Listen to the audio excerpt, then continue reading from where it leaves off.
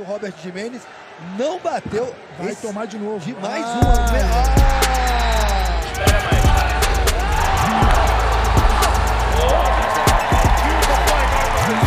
By Mica Galvão. I want to talk about one of the best in the world. I want to talk about Mica Galvão, the Super Grand Slam champion, the IBJJF Grand Slam champion, and ADCC champion from 2024. Mica had an incredible year. You can watch our documentary film about it now. It's available on the site, on YouTube. But I want to talk about some of his techniques. And when you talk about Mica, there's a lot of different things that we could talk about and break down about his game that's so special. But I want to start with what I find most impressive, which is his ability to armbar from pretty much anywhere, right? He has so many big fights that he has been able to finish with that armbar. It's really become his signature over the last few years. And I feel like it is worth talking about how is he able to do this? How is he able to accomplish this against so many elite guys over and over again? This classic technique, how is he bringing it into this new generation? Because he's doing some really interesting things with that armbar. We got to take a look. We're going to start earlier this year with what is my favorite submission of the year so far. It's his armbar win over Roberto Jimenez in the finals at BJJ Stars' 185-pound Grand Prix. Let's get in there and take a look. So let's try to keep in mind this very simple standard operating procedure that we're going to follow. Mica's going to catch the elbow with an overhook or an underhook. He is going to throw his hips up until they're around the shoulder. That's the catch. And then when he has done that, it is a matter of making sure that his legs are in the best position possible to control so he can break the arm. When I say break, I also mean get the tap. Sorry if that's dramatic language for anybody, but that's our basic SOP. Catch, hips, get the legs in the right position. Let's take a look at this very first armbar that he hits against Roberto Jimenez. Here you see Roberto is going to shoot in, and Mica's not even really defending the takedown that aggressively. Instead, he's pummeling and trying to catch something at the upper body. This is still very early into the match. It's only a 7-minute match. And here you're going to see as Roberto puts him down, look at this deep overhook that Mica Galvão has secured on the arm. This is step one, catching the elbow. The same way when you have a rope and you go down a rope until you catch at the knot, he's moving down the triceps until he catches at the elbow. Now he's connected to that. It's a matter of getting his hips into the right position around the shoulder. Let's take a look at him doing this. You see the leg coming up and over the top. There's the catch, but his legs are not really in the best position to break. Why? There's a lot of Roberto that's still uncontrolled in this armbar. His head is able to move around, which means he has a good base if he wants to pull the elbow out like he's going to do here. If he wanted to roll, he would also have that option. There's really not that much control of the position. Even though there's a lot of control of the arm, there's still a lot of options for somebody who is as defensively sound as Roberto Jimenez, who's notoriously very difficult to submit. So let's take a look. You see Roberto's able to clear, and Mica still hunting arms, but not able to get anything in this instance. Let's take one more look here at this armbar. There's the shot, there's the overhook and the catch, and now you see the hips come up, but he is not able to get critically this left leg of his into position, and that's what loses things at the highest level sometimes.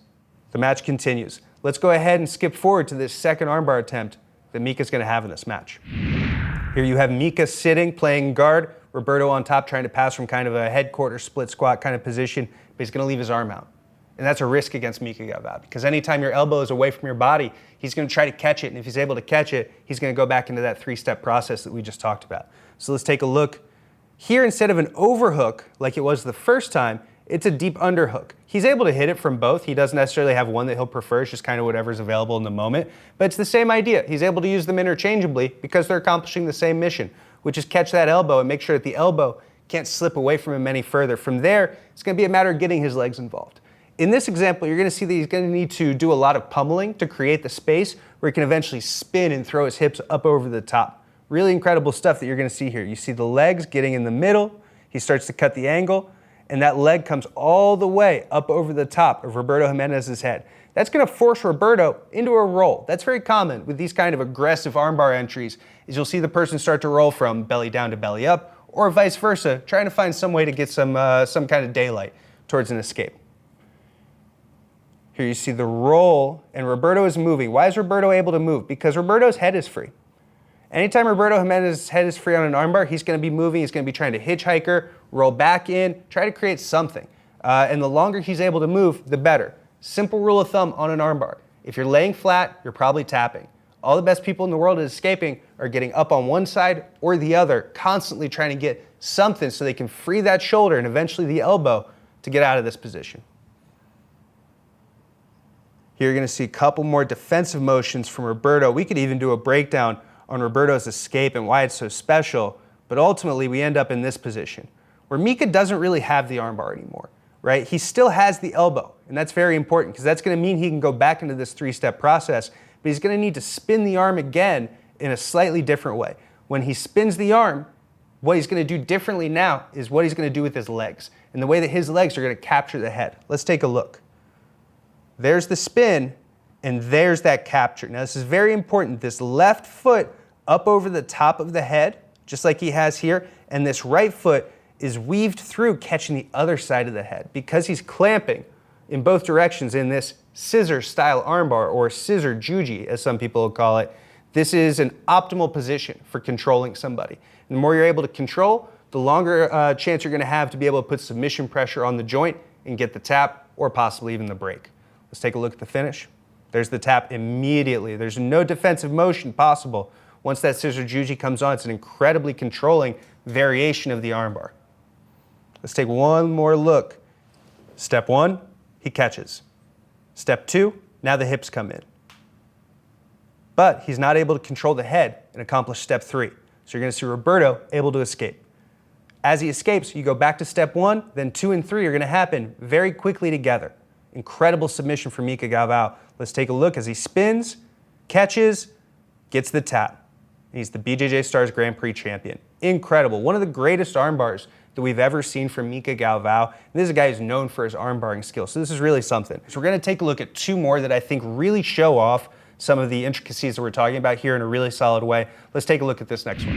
Here we have Mica Galvão against Jean Silva. Fans might now know Jean Silva for his antics in the UFC, but he also showed up at ADCC trials in 2022. Unfortunately, he ran into Mica Galvão, and what happened was one of the best submissions of the year. There's a really incredible underhook style armbar from the dogfight that he's able to jump into. Let's take a look at Mica hitting this against a really world-class athlete.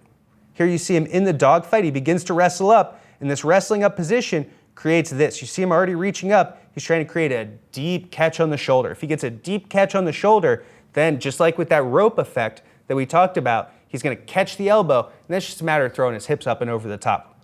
There's the catch. There's the hips already coming up over the top, and you see here the flexibility of Mica is incredible. It's one of the reasons that he's so successful with everything he's been able to do is his flexibility and dexterity in getting his hips into these different positions. He gets all the way up and over.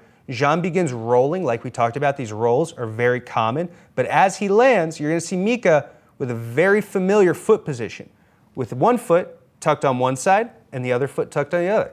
In this case, it would be the foot is tucked under the arm. Really, it's the same difference. He's still controlling in a very similar way. He's getting a pretty immediate tap from Jean here in what is a wild, wild armbar. We got to take a look at that one again. Mica gets to his underhook. He begins to wrestle up, but the wrestle up is not the only risk. Instead, there's the catch, there's the hips, the roll, and the scissor. Look at that great example of a scissor juji with the legs crossed, with the head controlled, and with the tap coming very, very quickly because the escape routes have already been cut off. Really incredible for Mica there. This was still early on into his career, winning ADCC trials, proving who he was. He wanted to go out there and make a statement. This armbar was one of those first major statements that made everybody in the grappling world stand up and realize this kid is not just dangerous, this kid is one of the most dangerous armbar artists in the game. Guys, I have one more armbar that I really want to talk about here, and that is the flying armbar that was the 2023 WNO Submission of the Year, FloGrappling Submission of the Year. Mica hit this against PJ Barch. PJ is a guy who Mica has developed an incredible rivalry with over the years. They had that awesome match at ADCC just last year, and that's a match that you could see again when Mica takes the mats at CJI, depending on how those brackets shake out. Let's go ahead and take a look and make sure that we pay attention to that three-step process that we were talking about here. Here you're going to see, off a wrestling exchange, a deep underhook come in for PJ, and Mica's actually going to help him get that underhook a little deeper just because he wants more of that arm to swallow up and catch. And you see the left hand of Mica right now is already grabbing on that tricep, creating what's eventually going to be the grip that he's going to get this armbar with. There's that deep catch and the deep jump. And the only thing that he's worried about, there's a really good example of the second step of this process, is getting his hips connected to the shoulder. Everything else he's going to be able to figure out from there. As long as he has the catch with the elbow and he has the hips up over the top, it's going to create an incredible position for him. You see PJ go into the roll, but already tapping. Incredible flying armbar from Mica Galvão there. He wins the WNO championship with that move. He is now a WNO double champion, really making his legacy known. Let's take another look at this armbar.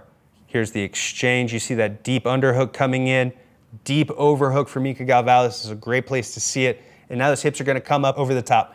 When you have the overhook in this position, by the time you set up the armbar, you have that tucked under your arm with what's called a shotgun grip, right? The same way you would kind of carry around a shotgun.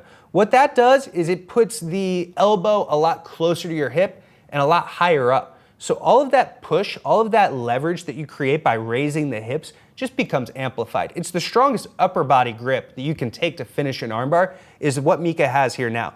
That's the big advantage of using an overhook in this kind of position. So let's take a look at that for sure. Here you see that shotgun style overhook grip on the arm that Mica lands with.